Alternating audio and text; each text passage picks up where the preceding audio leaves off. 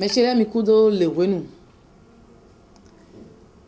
Béninois, Tagovi, comme maï Tagovi popi. Mais kudo le wenu. Mais kudo péché se ouais bisese.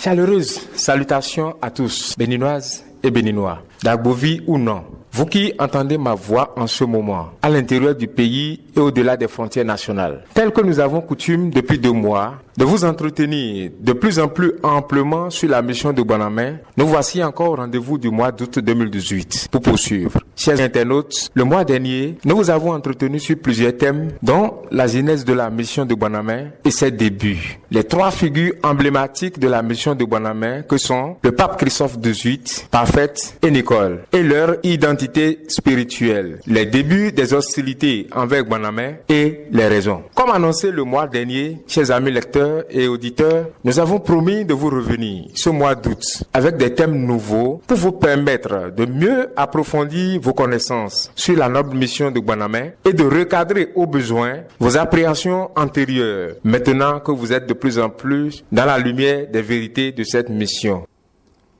Bonamé Wambe, Bodé Miko Tumbon, mais le parfait est ici en Bazawe, Yeso, le Bobieme. Bobazo, Tede, Lido. Boso papa, Honda, Lumia, et Somoe, Botimena, Weye, Lumie. À l'avènement de la mission de Bonamé, comme vous le savez déjà, c'est dans le corps de celle qui s'appelle Parfaite que moi, je suis rentré et ai commencé à jeter les premières bases visibles de la dite mission en procédant à l'intronisation du pape Christophe XVIII, dont je vous ai assez décliné l'identité spirituelle. Nicole, quant à elle, est la représentante sur terre de la Vierge Marie, de celle-là qui a pleuré pendant 13 siècles pour que cette mission aujourd'hui soit. C'est dire que les tâches qui lui incombent dans cette mission sont bien grandes et complexes, puisque les hommes ne voient pas plus loin que le bout de leur nez et n'ont point changé de nature depuis 2000 ans où j'ai envoyé parmi vous mon unique fils engendré Jésus-Christ. Ils ont encore déclaré la guerre contre la mission et de façon plus violente et plus engagée qu'il y a 2000 ans. L'homme déclara la guerre à Dieu sur sa propre terre et les hostilités ont ainsi commencé. Il y eut une levée d'armes généralisée de la coalition universelle de toutes les forces du monde des ténèbres sur Bonamé. Car, sachez-le bien, tous les suppôts de Belzéboul, non authentiques de Satan, savent par eux-mêmes que c'est Dieu qui a pris chair à Bonamé. Qu'ils vous souviennent que j'ai eu à vous dire la dernière fois que Belzéboul est un esprit jadis pur, que j'ai créé archange de mes propres mains et qui par désobéissance s'est retrouvé dans cet état. Autrement dit, tous les suppôts de Belzéboul, avec le concours de sa force, voient dans l'invisible. Et c'est ce qui explique que les devins, les féticheurs, les charlatans font des consultations à leur sujet sur le monde invisible. Dagbovi, sachez-le, quand je le décide, malgré les pouvoirs que Belzéboul leur a donnés, ces devins n'arrivent plus à rien voir et perdent complètement les pédales pour ne se contenter que de mentir à leur sujet. Eka Jromion, ndo tino Jromion do ma Jronde anu jea. E Jromion eno le mondea. Bono boda timba. Eni ana kinke wa ndeti hoya. Belzéboul si devier we ke amele bikotundo. Ma usa baza. Tous les suppôts de Belzéboul dans le monde savent que Dieu a pris chair et ils se sont mis ensemble pour déclarer la guerre à Dieu. J'ai eu à vous dire la dernière fois que mon fils unique que je vous ai envoyé dans ce monde est quant à lui vrai Dieu et vrai homme. Donc, vous avez la possibilité de tuer ce corps comme vous l'aviez effectivement fait. Mais son identité de Dieu qui s'est caché dans ce corps-là et appelé Jésus a survécu et est allé s'asseoir à la droite du Père. Aujourd'hui, j'ai conçu Parfaite à l'image de moi-même. Elle est immortelle. Car si j'acceptais qu'elle soit tuée, je ne pourrais plus faire le nombre d'années que j'ai prévu pour cette mission. Or, je n'ai pas prévu prendre un autre corps et les hostilités vont bon train. Chers auditeurs, amis lecteurs, la mission de Bonamé est un combat d'une envergure qui dépasse l'entendement humain. C'est une calamité qui a embrasé d'un coup la création entière. Je parle en parabole quand je parle de calamité. Je ne sais pas si, lors des épisodes passés, j'ai eu à vous dire ceci. Je ne fais pas du spectacle. Je ne suis pas un faiseur de miracles, mais j'agis, j'opère père, j'accomplis. Et mes enfants, les Dagbovi, sur une scène d'action, me reconnaissent à mes empreintes que je laisse, à mon mode opératoire et au bilan de mes assauts. Voici que le compresseur universel a débarqué dans le monde et que les compresseurs agités des innocents doivent se ranger. Les déchaînements de passion constatés ici et là à l'encontre de la mission de Bonhomme sont tout à fait justifiés. Le contraire devrait étonner. Si le monde était dans les délices et baignait dans la paix, la joie de vivre, le bonheur, je ne prendrais pas cher. Ma présence parmi les hommes est pour cause. Elle n'est pas décorative, mais nécessaire pour l'humanité. C'est pour restaurer ce monde défiguré que je suis parmi vous. Mais les auteurs de ce désastre sont Belzéboul et ses suppôts qui en sont les seuls artisans. Ce sont eux qui bouleversent le monde. Celui qui a sa maison et dans laquelle se fait autant de désordre, s'il n'agit pas un jour pour établir l'ordre, ne serait-il pas traité d'irresponsable? Voilà le but de ma présence dans la chair parmi vous aujourd'hui. Maintenant que Dieu est dans la chair parmi vous, quel effort avez-vous fourni, béninoises et béninois, à chercher à le connaître? C'est parce que Dieu n'existe pas que la vie est remplie d'amertume? Non, c'est parce que vous n'avez pas recouru à Dieu que la vie est remplie d'amertume. Voilà par exemple une déclaration de foi. J'ai horreur d'entendre. C'est parce que Dieu n'existe pas que je souffre. Ou c'est parce que Dieu est incapable que je souffre. Il faut plutôt dire, je n'ai pas recouru à celui qui peut me secourir. C'est parce que je me suis comporté ainsi que je n'ai pas eu le salut. Quand on est malade, on se rend à l'hôpital. Je ne me suis pas référé à la bonne personne. C'est pour cela que je ne suis pas guéri. Le malade qui refuse de se rendre à l'hôpital et qui avance comme argument que c'est parce qu'il n'y a dans le centre de santé aucun agent fera beaucoup mal aux agents de santé quand ils l'apprendront.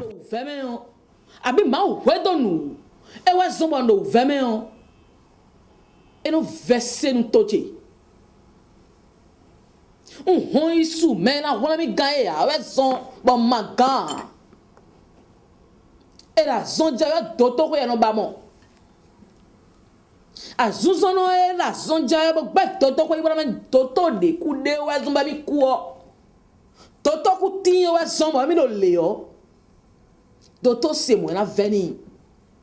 La situation d'un malade qui refuse de se rendre à l'hôpital peut s'expliquer de la manière suivante. Soit il ne veut pas faire des injections, soit il ne veut pas dépenser. Pourquoi l'homme ne recourt-il pas à Dieu? Soit il ne veut pas renoncer à ces mauvaises habitudes qui n'honorent pas Dieu. Soit il ne veut pas rebrousser chemin et abandonner le diable au risque que Dieu lui dise « Adore-moi et moi seul ». Voilà qu'il n'a aucune foi, ni l'assurance que Dieu seul peut le sauver, puisque le diable a déjà induit en lui un dérèglement mental et lui a miroité qu'il est très capable. Sinon, comment comprendre qu'un chrétien, après le culte, se rend chez d'autres divinités? Tu ne peux pas être chrétien et que l'on te retrouve encore chez des devins. Tu ne peux pas dire que tu es un enfant de Dieu et pourtant tu te retrouves au sabbat nocturne. Voilà comment vous êtes. N'est-ce pas pour empêcher le diable de chambouler vos vies que le Seigneur Jésus-Christ est venu? N'est-ce pas pour empêcher le diable de détruire jusqu'au bout vos vies que le Seigneur Jésus est venu avec la bonne nouvelle et qu'il vous a légué cet héritage pour les générations à venir afin qu'ils adorent Dieu et Dieu seul pour avoir le salut? À qui a-t-on légué l'héritage? C'est à l'Église catholique romaine que cet héritage a été légué. Il leur revenait de bien conserver ce patrimoine qu'elle devrait léguer aux postérités qui, à leur tour, ont le devoir de faire germer cette semence. Il revenait aux responsables de cette Église-là de semer dans les cœurs la bonne nouvelle que Jésus-Christ a apportée et de continuer les œuvres du Christ pour en laisser aux postérités un bon héritage, afin qu'elles adorent Dieu et se convaincre que c'est Dieu et Dieu seul qui est le salut. Quand il arrive que Dagbo, Dieu Esprit Saint, dans ses propos, égratigne l'Église catholique romaine, on estime qu'il y a provocation. On rappelle que nous sommes au Bénin, en démocratie, et que la laïcité de l'État est du coup rappelée. C'est-à-dire que chacun devient libre d'adorer aujourd'hui au Bénin ce qu'il veut. Autrement dit, tout porte à croire que l'ordre normal du monde aujourd'hui, en matière de foi, repose sur une liberté pour l'homme de choisir d'adorer Dieu ou le diable. Une liberté à préférer des divinités au Créateur même. Et quand il arrive que mes paroles écorchent un peu l'Église catholique romaine ou ses divinités et fétiches, on me condamne avec rage au motif que nul n'a ni droit ni pouvoir à recadrer les hommes sur le bon chemin. Car pour eux, les paroles que Dieu doit tenir à l'endroit de son peuple qu'il veut sauver doivent lui être dictées par ses adorateurs de divinités. Les hommes ont inversé l'ordre originel du monde. C'est donc dire que ce n'est plus Dieu qui inspire ses paroles de vie à l'homme. Voilà ce qu'est devenu dans vos mains le monde que j'ai créé. Un monde où tout porte à croire que je n'en suis plus l'auteur. Un monde où le Créateur n'a plus une quelconque autorité sur la créature et où je n'ai plus aucun droit de rappeler aux habitants les règles qui doivent régir la vie harmonieuse dans ce monde qui pourtant est le mien. Je n'ai donc plus le droit d'organiser mon monde. Celui qui a souffert et construit sa maison, dont il est propriétaire, ne peut plus avoir chez lui un règlement intérieur. Revient-il au gardien d'édicter les règles à suivre au maître de la maison? Voilà ce qu'est devenu le monde. Mettez-vous un instant à ma place. Voilà donc comment se définit votre démocratie au sein de laquelle je suis perçu comme le dictateur. Et aujourd'hui, il est proscrit de faire des reproches à son enfant, de le guider sur la voie de la vertu. Chers auditeurs, amis lecteurs, j'ai dit il y a un instant que c'est à ce groupe appelé Église catholique romaine que le Christ a légué l'héritage de la foi chrétienne originelle et leur a assigné la mission de préserver cette foi dans son intégrité, de la faire germer telle une semence en la transmettant fidèlement à tous les hommes de la terre et de génération en génération. Chers auditeurs de tous les horizons du monde, prêtez oreille attentive à mon verdict que voici. L'ennemi de premier rang que j'ai pris cher pour écraser dans le monde s'appelle Église catholique romaine. Homosexualité. Sunu suna baide, yon na baide. Ndero endo nu balabala le bia kokpe ebetion. Roma maison. Roma biu kunsi. We don de yo untun chede. Boye katun Roma viero peche sewe. Boka beto lugbe. Lobon li tame. Nu yento Roma ton do peche sewe. Pitundo. Nu bo hede do wande.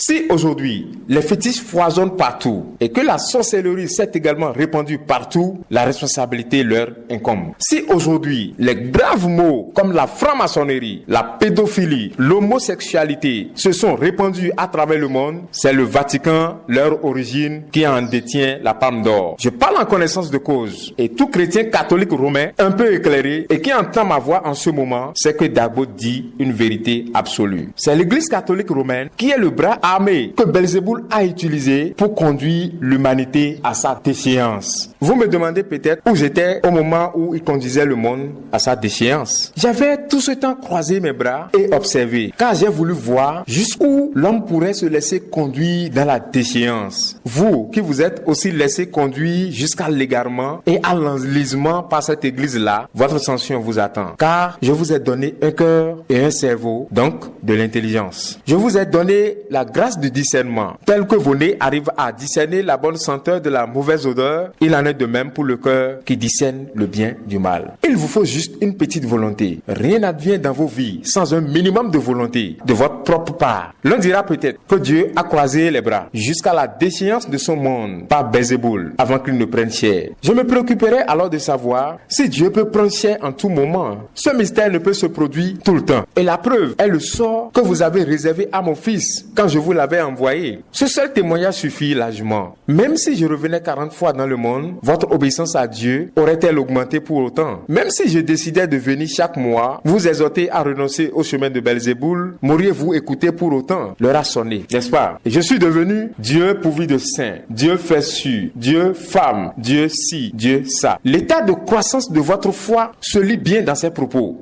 Quand bien même Dieu a pris chair et est parmi vous. Il n'est écrit nulle part dans les Saintes Écritures que Dieu prendrait chair un jour dans le monde. Or, les Saintes Écritures dont vous parlez se résument à ma personne. C'est de moi qu'elles ont parlé. Donc, Rome a cyniquement bouleversé le monde. Rome, tu as conduit l'humanité à sa pète et tu as tristement réussi à exaspérer Dieu. Mais cette fois-ci, tu porteras les séquelles indélébiles de la colère de Dieu. Car par ma venue cette fois dans le monde, je rétablirai l'ordre que tu as inversé et te ferai porter les séquelles de mon passage. Car enfin, de Rome, il ne restera pas pierre sur pierre dans ce combat. J'ai eu à vous dire récemment que je démonterai Rome pièce par pièce. Rome perdra toute son hégémonie, sa gloire d'aujourd'hui au sein des nations. Tu n'existeras plus, car il n'y a plus d'espoir par toi. Si je loue ma belle villa, à un locataire qui, au lieu de l'entretenir, la saccage jusqu'au délabrement complet. Quand je démolirai celle-là et en construirai une autre, je ne pourrai plus reprendre dans ma nouvelle villa le même locataire. C'est dire que l'ancienne villa tombée en ruine ainsi que le locataire disparaîtront tous. La nouvelle villa, bien plus solide et mieux implantée que la première, sera bâtie sur une fondation en roc. Pour compter de maintenant, des hauts dignitaires jusqu'au sujet de l'église catholique romaine, jeunes, enfants, vieux, vous à qui Belzéboul a donné une parcelle de pouvoir, usez à temps de vos pouvoirs de destruction, car vous n'aurez plus jamais cette occasion. Vous êtes comme dans un appartement en tôle trouée, laissant déjà égoutter sur vos têtes les eaux de pluie. Je veux dire que ce qui constituait jadis votre bouclier, votre rempart est déjà atteint et que vous n'avez plus d'armure. Sachez que bientôt, toute cette toiture en tôle sera décapée et les murs démolis sur vos têtes. Les heures horribles et très chaudes sont imminentes. Je ne suis pas dans la blague, mais si vous le voulez, considérez mes déclarations comme des propos infantiles. Je me réjouis à cet effet de me rendre compte que dans la grande masse, ceux qui savent que je ne suis nullement un enfant sont bien nombreux. Eux, ils savent à leur manière si je suis bien le vieillard de l'humanité ou si je suis un humain, un enfant. Mais les dignitaires de l'église catholique romaine savent mieux que quiconque qui est Dagbo. Chers auditeurs,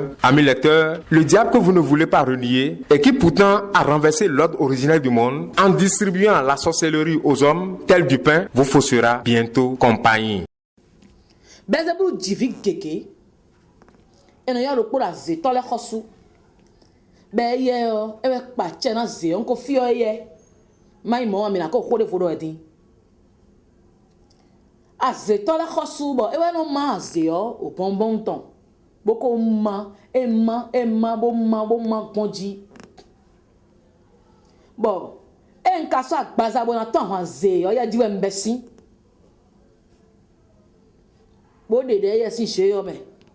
Belzéboul a engendré plusieurs enfants, parmi lesquels il y a le roi des sorciers, que j'ai déjà calciné. Sinon, il y aurait encore plus de sorciers féroces dans le monde aujourd'hui. Quand j'ai pris cher pour combattre la sorcellerie, c'est par lui que j'ai commencé à détruire la sorcellerie. Jézabel est aussi un enfant de Belzéboul. Jézabel règne dans les fonds océaniques. C'est elle que les gens appellent communément Mami Wata en langue fond au Bénin, Mami Water en anglais. Belzéboul a engendré un troisième enfant appelé roi des serpents. Comprendre serpent en esprit et non serpent des brousses. Voilà ainsi cité les trois grands enfants que Belzéboul a engendrés. Il a une autre catégorie d'enfants appelés fils de Belzéboul. Savez-vous pourquoi il a aussi fait cette catégorisation au sein de ses enfants? En voici l'explication. Dagbo a créé au départ les archanges, Lucile, Lucifer, Gabriel, Raphaël et Michel. Après les archanges, j'ai créé d'autres êtres qu'on appelle les anges. C'est donc en imitant Dagbo que Belzéboul aussi s'est fabriqué 3 lieutenants qui représentent pour lui ses archanges. Il s'est ensuite fabriqué une autre catégorie de disciples qu'il appelle les fils de Belzéboul et qui pour lui représentent ses anges. Toutes les catégories que je viens de citer sont des esprits. Voilà de quelle manière Belzéboul a imité Dagbo pour organiser son royaume. Partant du constat que Dagbo a structuré le globe terrestre en 3 régions que sont les mers, les forêts et les terres fermes, il a affecté les mers à Jézabel et les forêts au roi des sorciers. C'est alors que le roi des sorciers a créé la sorcellerie par une combinaison de diverses plantes aux vertus très incompatibles. Il a, par cette sorcellerie, fait du mal aux humains. Belzéboul a procédé à l'octroi à ses archanges des choses précieuses que Dagbo a créées. Le roi des serpents et toute sa suite, souvenez-vous du serpent antique du jardin d'Éden, peuvent se transformer en hommes ou femmes et une fois dans vos vies, n'en sortent plus et les détruisent complètement. C'est cette catégorie d'esprits de serpents qui, dit-on, donne de la richesse et des enfants aux hommes pour enfin vous ruiner définitivement. C'est de cette manière que le diable est rentré dans la vie d'Ève pour tromper Adam. Jézabel, quant à elle, donne aux sorciers les plus gradés des compléments de pouvoir pour les rendre plus redoutables en échange d'une caution. Le sorcier qui va chez Jézabel pour se faire renforcer le pouvoir atteint d'office dans la catégorie des sorciers le grade le plus élevé. Toutes ces révélations que je vous fais sont le cœur des secrets des suppôts de Satan qui en font tout un mythe pour vous leurrer et terrifier le monde. Je vous fais ces révélations car je suis le seul mieux renseigné sur eux dans tout l'univers pour avoir créé de mes propres mains Lucifer devenu Belzéboul, l'auteur même de tout ce que je viens de vous révéler. Si Jézabel te cible et s'introduit dans ta vie, si tu es femme, il s'arroge la place de mari et t'empêche de te marier. De la même manière, si tu es un homme, il prend la place de femme dans ta vie avec la même conséquence. Les fils de Belzéboul sont les esprits mauvais, ambulants, que certains rencontrent dans la nuit, en chemin ou ailleurs. Et ainsi, Belzéboul s'est accaparé le monde comme sa propriété privée. Chers auditeurs, amis lecteurs, pour cette rencontre, je tourne la page de mon développement sur l'organisation catégorielle, basique du royaume de Belzéboul et les rôles destructeurs spécifiques dans la vie des hommes, pour ainsi aborder un autre volet de mon enseignement, celui de la redoutable Rome.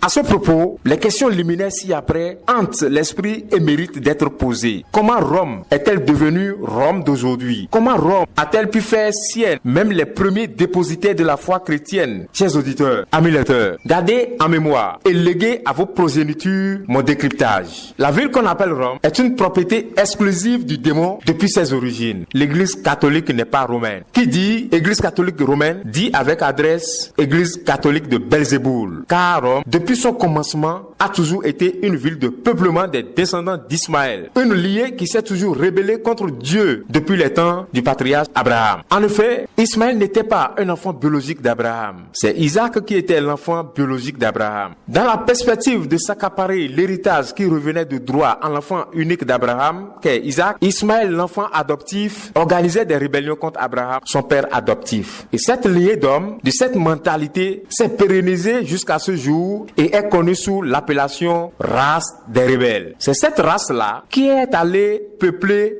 et surpeupler Rome. Qu'il vous souvienne que c'est à Rome que Paul a été tué pour s'être employé à les évangéliser. Quand il allait pour sa prédication à Rome, il lui a dit ses adieux à Barnabé en ces termes: si je pars pour Rome, je ne reviendrai plus. Saint Paul parlait ainsi à Barnabé car il savait très bien qu'on ne parle pas de Jésus à Rome. Rome est surpeuplée des gens qui ont de l'aversion pour Dieu, donc des gens allergiques à la vie éternelle. Chers auditeurs, ce sont les Romains qui ont tué Jésus-Christ. Comment serait-il donc possible que l'Église catholique soit romaine? La raison humaine est interpellée. Si l'Église catholique devrait porter le nom d'une ville, ce serait Jérusalem et non Rome. On l'appellerait alors Église catholique de Jérusalem et non Église catholique romaine. Dès lors, par quel miracle de transfert l'Église dont le cordon ombilical se trouve rattaché à Jérusalem peut-elle devenir romaine? Après la mort de Jésus, où il rentre dans la vie éternelle pour ensuite ressusciter le troisième jour, il n'est plus retourné dans la chair. Il est resté à l'état d'esprit, Dieu dans son essence originelle, pour retourner à Dagbo. Il a confié son Église à Saint-Pierre, mais ils ont aussi tué Pierre en le crucifiant, la tête retournée vers le bas, pour dire qu'il venait ainsi d'inverser l'ordre normal établi dans l'église. Donc, ceux-là qui avaient tué Pierre étaient les émissaires que Belzéboul avait envoyés. L'assassinat de Pierre portait les empreintes, la signature de cette race qui était contre Dieu, la race des rebelles. L'église fut alors confiée au fils de Pierre. Ce fut très rude.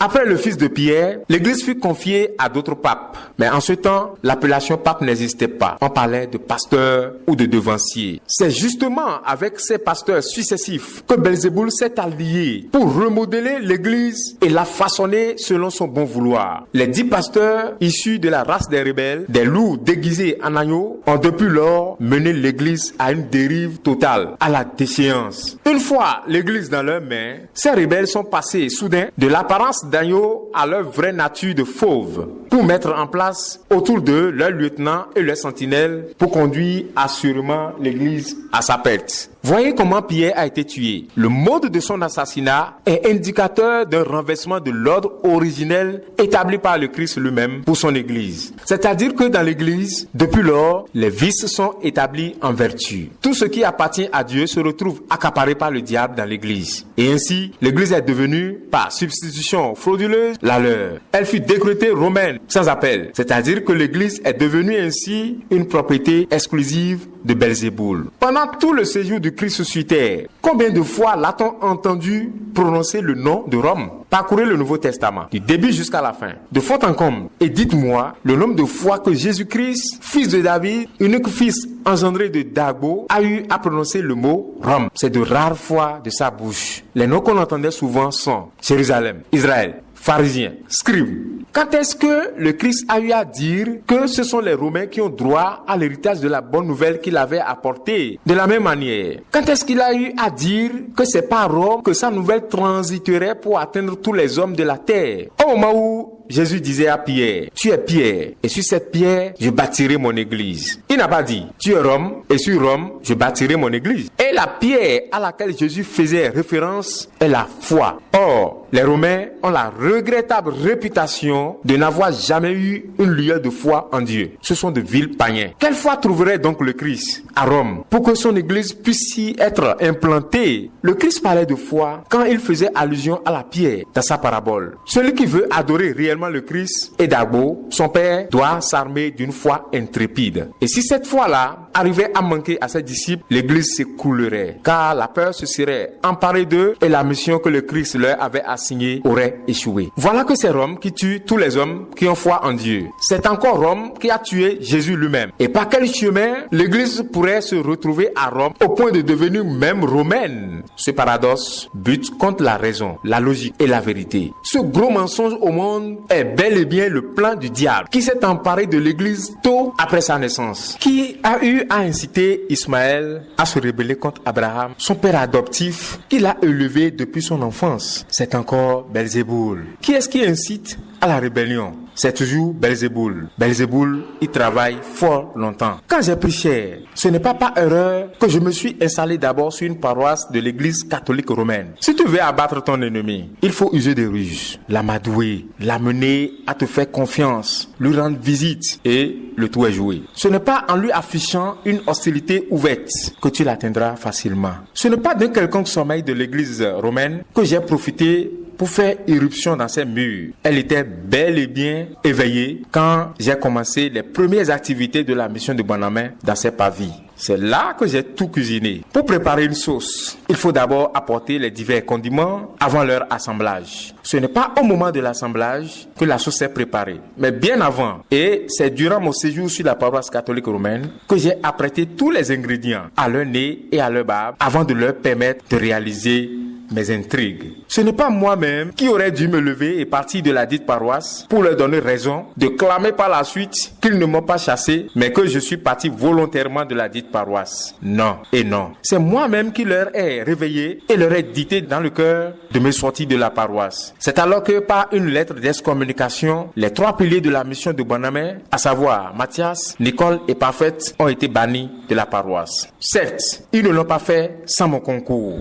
Je n'avais rien à voir avec l'église catholique romaine. C'est juste une stratégie que j'ai adoptée. J'ai fait éruption dans les girons de l'église catholique romaine pour une opération, un réglage de courte durée. Et quand j'ai fini, j'ai quitté leur mur. Je devais donc commencer par là. Le réglage que j'ai fait en 9 mois continue de produire ses effets jusqu'à ce jour et écrasera graduellement et complètement l'église catholique romaine. Chers auditeurs et amis lecteurs, d'Agovi ou non, vous devez retenir une chose. Celui dont vous entendez la voix est le roi de l'univers. On m'appelle roi de l'univers. Et ce n'est pas un surnom. Ce n'est pas une appellation pour me faire plaisir non plus. Mon autorité est absolue et ne sera jamais remise en cause jusque dans l'éternité. Ce n'est pas de l'orgueil, mais la vérité. Vous ne savez pas dans quoi utiliser votre argent de façon rentable et vous ne savez non plus ce qui vous convient dans votre vie. Tout ce qui sent Église catholique romaine est voué à la perdition, à l'égarement. Jésus ne se trouve qu'au ciel et non dans les nouvelles religions qui hurlent son nom tous azimuts. Quand il descend du ciel, il ne vient que sur la sainte colline de Bonhomme. Jésus ne vient pas sur la terre pour errer, pour se promener chez des sectaires, car il est Dieu et se préoccupe à plein temps de la cause de toute l'humanité. Oui, les sectaires qui hurlent à longueur de journée que Jésus est chez eux doivent savoir que Jésus ne s'assoit nulle part. Il est présent partout à la fois. Dagbo est Dieu et je suis présent partout. C'est pour cela que je vous ai toujours dit que Bonhomme n'est pas une religion, mais Dieu lui-même. Et il n'y a point de commentaire à faire à ce sujet. Dagbo a décidé de créer la mission de Bonhomme pour réduire à néant le monde des ténèbres et en finir avec l'ennemi et l'adversaire des innocents. Belzéboul sera calciné avec ses suppôts. L'humanité retrouvera sa paix originelle et les hommes vivront heureux dans le monde. C'est tout l'objectif de la mission de Bonhomme. Du moins, les hommes qui le veulent auront la paix. Au moment où on achève Belzéboul, ses disciples ne croiseront pas les bras. Mais avec eux, le règlement de compte est facile. L'élimination ciblée de quelques sorciers trop ivres de leur sorcellerie en ce moment-là ne diminue Dagbo en rien, car lorsque la tête est gravement atteinte, tous les organes du corps en pâtissent. Les hommes peuvent mystifier les humains comme eux, mais pas moi. La preuve est que, depuis que j'ai pris cher pour me retrouver parmi vous, combien de fois n'a-t-on pas assisté à des levées d'armes, des féticheurs de l'église catholique romaine, des gouvernants du régime de Yaïboni sur la mission de Bonamé? Dans ce pays, n'a-t-on pas mis en branle tout l'appareil de l'État pour tenter de faire voler en éclats la mission de Bonamé?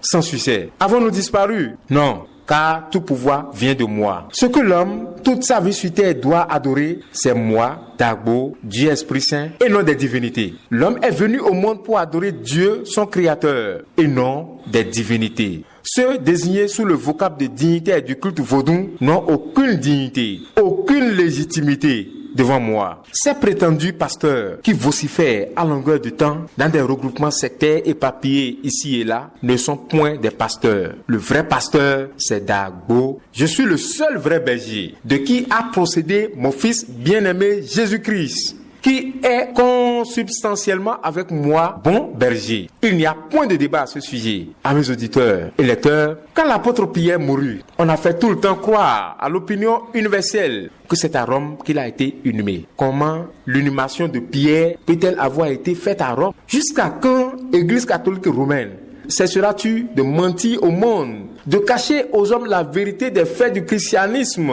Allez-vous un jour cesser de tromper le monde, d'endormir les hommes? C'est au fin de tromper l'humanité et de faire croire à une origine romaine de l'église catholique qu'ils ont trouvé qu'il faut faire croire au monde que l'apôtre Pierre, à sa mort, a été inhumé à Rome. Que tous les hommes de la terre qui m'entendent ou qui lisent mes déclarations de cet enseignement retiennent dans leur mémoire cette vérité jusque-là cachée par Rome. L'apôtre Pierre, celui à qui Jésus-Christ a confié son église quand il retournait à Dagbo, n'a jamais été inhumé à Rome, mais plutôt à Jérusalem. Parole de Dagbo, Dieu Esprit Saint, Père de Jésus-Christ, le Dieu de l'église, le Dieu de l'histoire du monde, le Dieu du christianisme, le Dieu de toutes les vérités cachées aux hommes, le Dieu qui est le principe fonctionnel de toutes les mémoires, le Dieu des détails. Défenseur zélé de l'église catholique romaine et brillant concepteur de vils mensonges en église, je remets en cause tous vos livres dits de théologie, de doctrine et tous autres savamment rédigés sur des bases d'illusions, de mensonges, d'hypocrisie et destinés à faire croire au monde que l'église catholique romaine est détentrice des vérités universelles au fin de mieux fourvoyer l'humanité. Je défie quiconque viendra me dire le contraire, que celui qui voudra me contredire apprête ses preuves. Et moi aussi,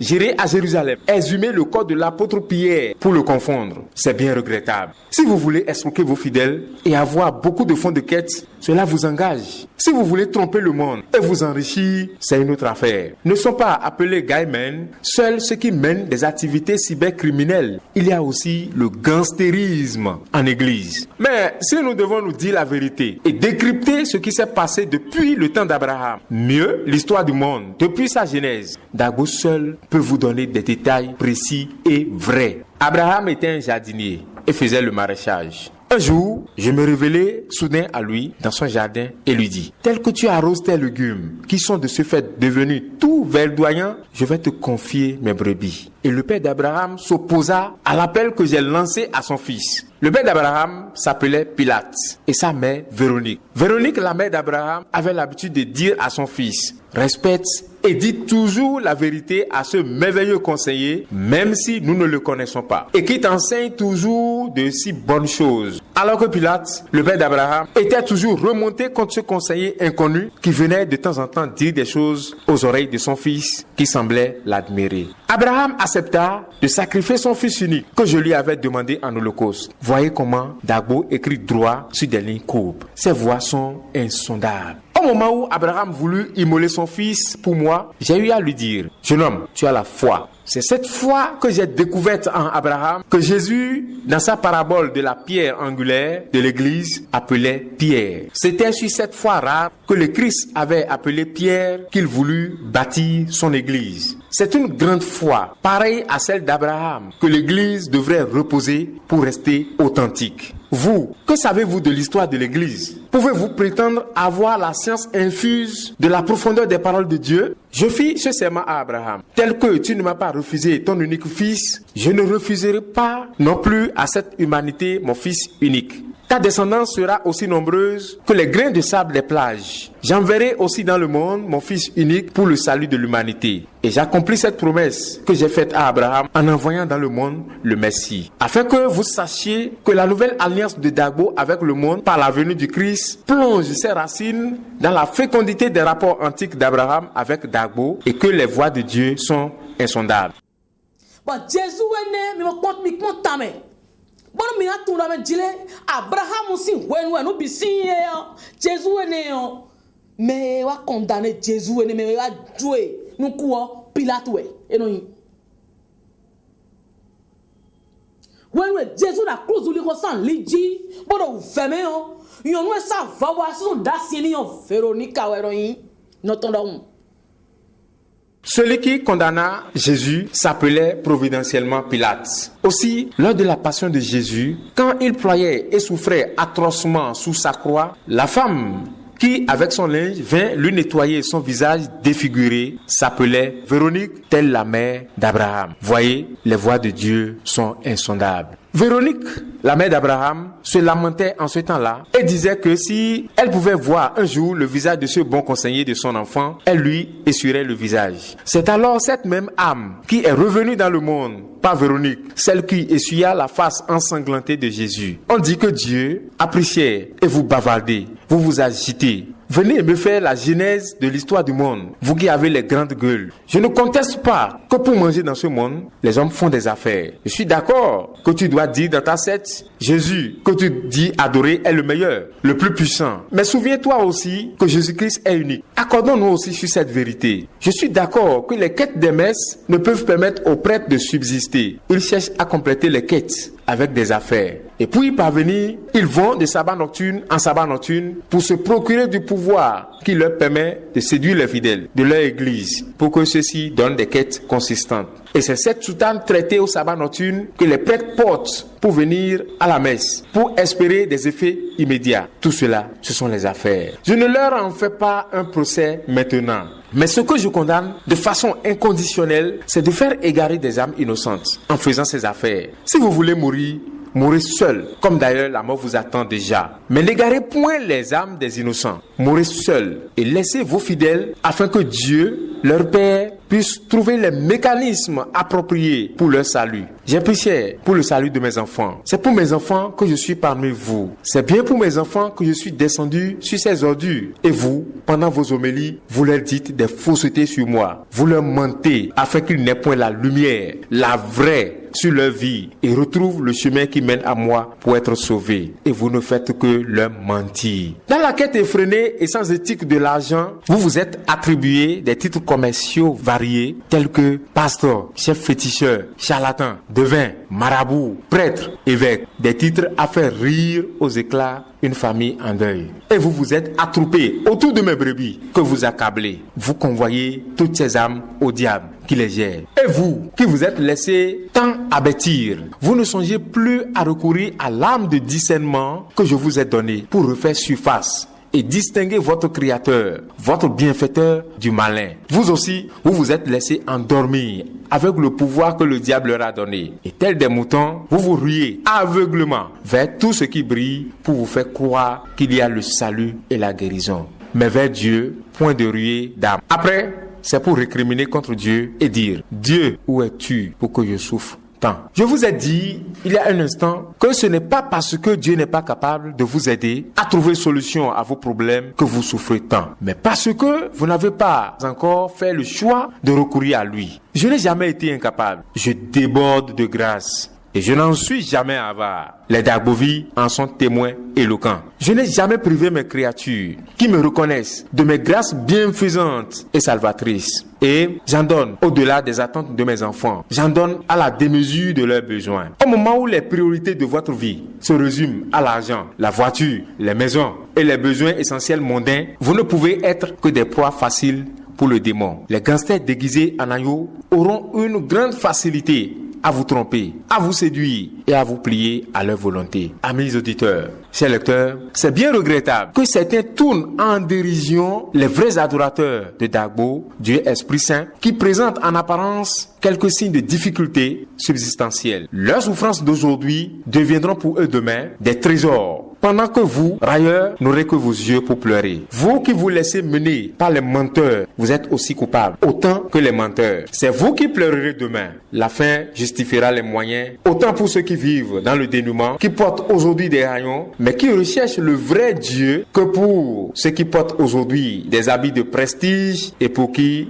Dieu n'est pas une priorité. Viendra le grand jour, le jour de vérité. Le jour vient où j'ouvrirai les yeux à tous les fidèles de l'Église catholique romaine qui me recherchent en esprit et en vérité. Voilà de quelle manière simple je démonterai et ferai voler en éclats l'Église catholique romaine. Elle n'existera plus. Je révélerai au grand jour à tous les fidèles catholiques romains et au monde l'identité spirituelle vraie et incompatible avec la foi chrétienne originelle de chaque consacré de l'Église catholique romaine, depuis les simples prêtres jusqu'à leur pape. Je ferai connaître à tous leurs fidèles tous les actes abominables qu'ils commettent et dont jusque-là ils sont les seuls à détenir le secret. Je révélerai toutes ces choses qu'ils ont réussi jusque-là à cacher à tous leurs fidèles, restés tout le temps abattis. Parole de Dagbo, Dieu Esprit Saint, créateur du ciel et de la terre. Chrétiens zélés qui continuent à fréquenter leur paroisse. Je vous ferai des révélations, à vous couper le souffle. Patientez, ne soyez pas pressés. Vous fuirez tous et ne mettrez plus jamais pied dans leurs églises. Vous rechercherez alors avec empressement le vrai chemin, le chemin de la vie.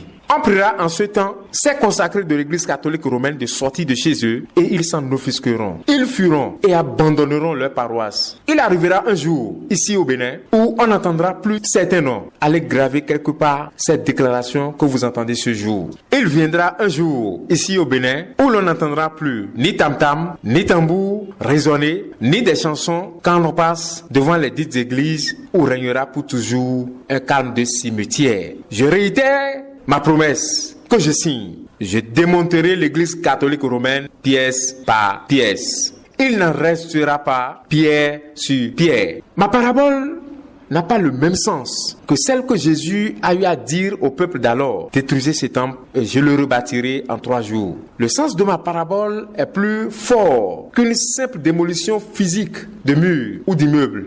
Cette parabole signifie que tous les mensonges de l'Église catholique romaine seront découverts au grand jour et tous leurs secrets révélés au monde. Et tous leurs sujets qui ont les yeux bandés auront les yeux libres et verront leur vrai visage. Ce sera la débandade généralisée au sein de l'Église catholique romaine et ils rechercheront du coup le chemin de la vérité. Rome.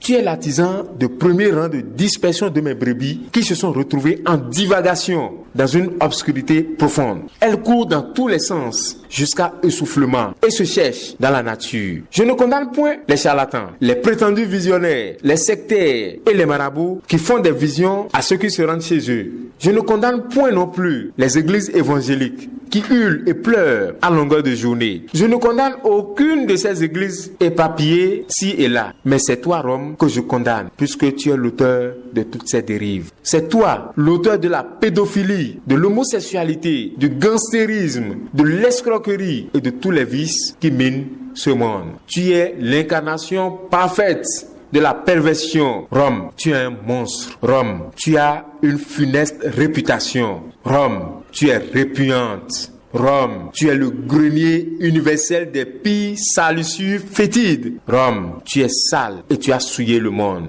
Rome, tu es vraiment sale et tu t'es activement employé à souiller les âmes que j'ai créées. Rome, tu es répugnante et tu as transformé le monde en un endroit répugnant. Rome, j'ai pleuré sur toi. Rome, je te ferai payer tous tes crimes à la démesure du mal que tu as fait. Rome, sois-en convaincu. Sinon, renie mon nom de créateur. Je tiendrai parole.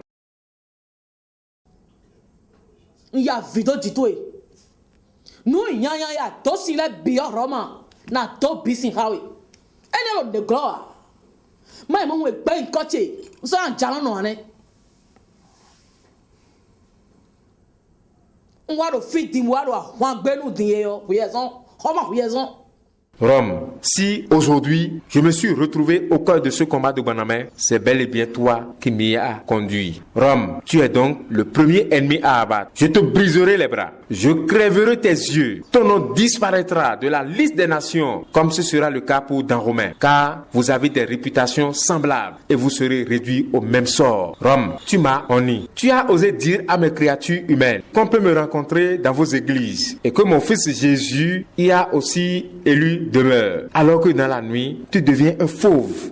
Et par ton assiduité, tu réponds toujours la première au sabbat nocturne. Un grand féticheur vient de mourir au Bénin, alors que toi et moi connaissons bien la cause de sa mort subite. Rome, tu manifestes honteusement ta tristesse au même titre que les adeptes des féticheurs du défunt, au même titre que les adeptes des fétiches du défunt, à qui tu vas témoigner tes sincères condoléances. Rome, tu m'as honni. Rome, tu ne vaux rien. Tu as prouvé clairement au grand monde que le catholicisme a toujours été du fétichisme déguisé, qu'il ne t'arrive jamais de tenter de te justifier à moi en disant que ta grande affliction et ta démarche prompte à te rendre à leur couvent juste au lendemain de la mort de ce féticheur de renom du sud du Bénin découle du fait qu'avant et après tout, c'est une personne humaine qui est décédée. Car tu n'as jamais ressenti la moindre affliction à la mort de dignes adorateurs de Dieu. C'est à contrario la disparition légitime et subite des âmes que tu as poussé jusqu'à la perdition totale qui fonde curieusement ton affliction. Combien de fois as-tu été affligé à la souvenance des nombreuses âmes que tes dérives comportementales ont conduit à quitter le chemin de Dieu et à prendre la voie de la perdition? Pour le salut de ces âmes que tu as conduites à prendre le chemin de la perdition, quelle démarche as-tu jamais faite à leur endroit pour leur retour à Dieu, leur retour au bercail? Rome, tu te déplaces jusqu'au couvent des féticheurs pour montrer combien de fois tu es endeuillé par la nouvelle de la mort du chef des adorateurs de Belzéboul de cette région-là. Pire encore, éhonté, tu te donnes le vilain plaisir de justifier ta présence dans le couvent des féticheurs par le fait que le chef féticheur qui est mort fut un baptisé de l'église catholique romaine à un moment de sa vie. Au lendemain de cette démarche que tu as menée dans cette région du Bénin, les chefs féticheurs ont décrété un deuil généralisé dans tous les couvents de fétiches. C'est dit donc que ce sont les féticheurs, les fétiches et les adeptes qui, indiscutablement, venaient de perdre un des leurs. Toi, Rome, tu t'es assise confortablement sur le même banc que ces fétiches, au sujet desquels j'ai prescrit à Moïse, mon serviteur, de transmettre au peuple mon message, selon lequel on ne peut jamais m'adorer et vouer encore un culte à une autre divinité. Et cet acte abominable que tu as commis est passé sous silence et ne choque le jugement de personne, ni toi, ni ces féticheurs. Moi, Dagbo, Dieu Esprit Saint,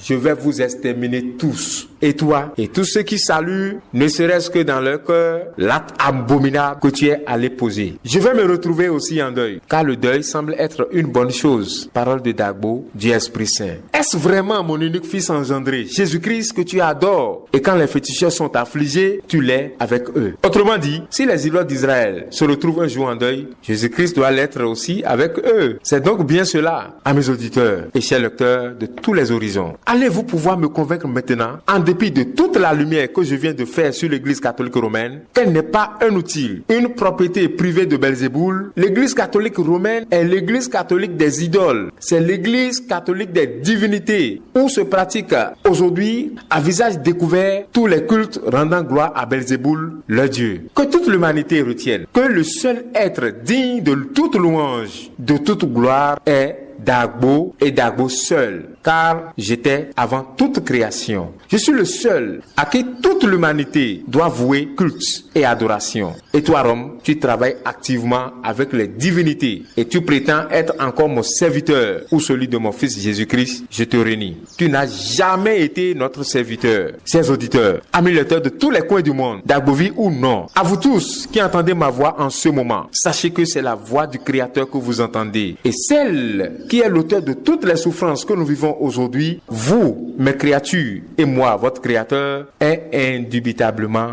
l'Église catholique romaine. Je dis nous, car quand mes créatures souffrent, j'en suis affecté. Retenez-le bien. Le combat que je suis venu livrer au monde des ténèbres commence d'abord par l'Église catholique romaine, que je réduirai à néant, au même titre que Belzéboul et ses disciples, car l'Église catholique romaine s'est rabaissée au même rang que Belzéboul et ses disciples. C'est elle-même qui a décliné au monde son identité vraie comme étant une idole. L'Église je l'ai déjà arraché à Rome. Vous le savez déjà. Et donc, je ne ferai plus à ce sujet un autre développement. Je la lui ai arrachée et l'ai soigneusement anoblie. Et à ceux qui me recherchent d'un seul cœur dans la vérité, je la leur ai donnée en nourriture. Si tu veux prendre ta part à cet héritage, rends-toi sur la colline de Bonamé. C'est sur la sainte colline de Bonamé que vous verrez et entendrez la voix de Dieu. Je venais de vous dire que Jésus, mon fils, n'a pas le temps d'aller se balader, d'aller errer. Il est au ciel. Et s'il descend sur terre, c'est sur la sainte colline qu'il vient. Si tu veux entendre la voix de Dagbo, telle que tes aïeux, tes ancêtres, tes patriarches l'ont entendu, rends-toi sur la sainte colline de Bonamé.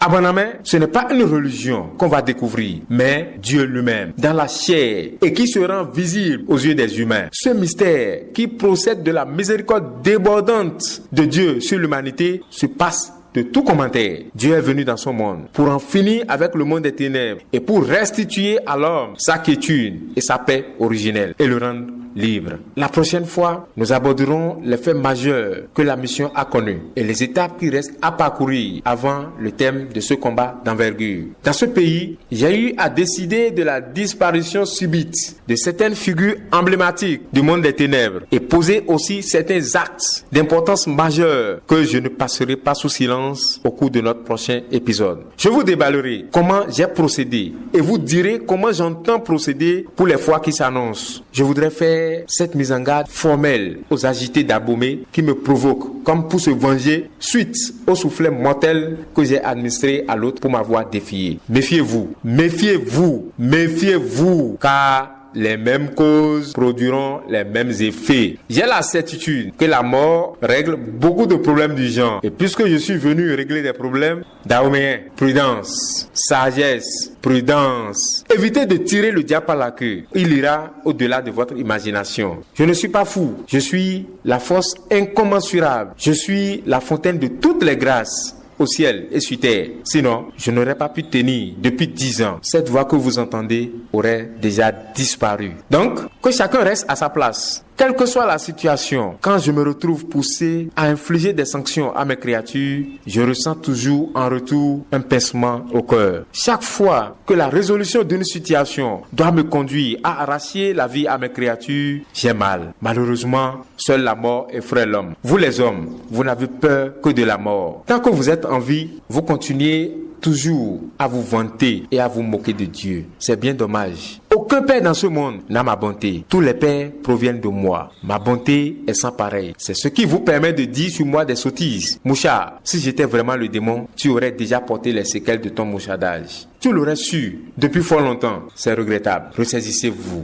Mais ceux qui veulent le savoir accéderont à la vérité. Dans le prochain épisode, nous aborderons les merveilles accomplies depuis 10 ans par Dieu, Esprit Saint, qui a pris chair à Bonamé, et les œuvres merveilleuses que j'accomplirai encore dans cette mission. Chers auditeurs et amis lecteurs de tous horizons, je m'en arrête là et que ma voix que vous venez d'entendre soit une pluie de grâce qui submerge vos maisons, car toutes mes paroles sont source de grâce. Qui a vu ma face a gagné des grâces. Qui a entendu ma voix en gagne autant. Que cette grâce se féconde dans chacune de vos vies et vous sauve des embûches, des charmeurs, des fouvoyeurs d'âme, et que vous trouviez réellement le salut. Que la lumière luise dans les ténèbres qui parsèment encore vos vies et qu'enfin vos cœurs se rendent compte de la vérité afin que vous reconnaissiez sans confusion la vérité. Que vos ménages aient la paix et que mon amour s'enracine dans vos maisons et unisse les ménages. Que les ménages soient de plus en plus fortement unifiés. Que ma grâce bannisse les discordes dans les ménages. Paix et quiétude à vous maintenant et pour les siècles sans fin. Merci pour votre compréhension. Fifa kwa ijaipo nino kwa hami. Mwana kwa hami kasa yi mavo. Ena cheno mi kudo todo me.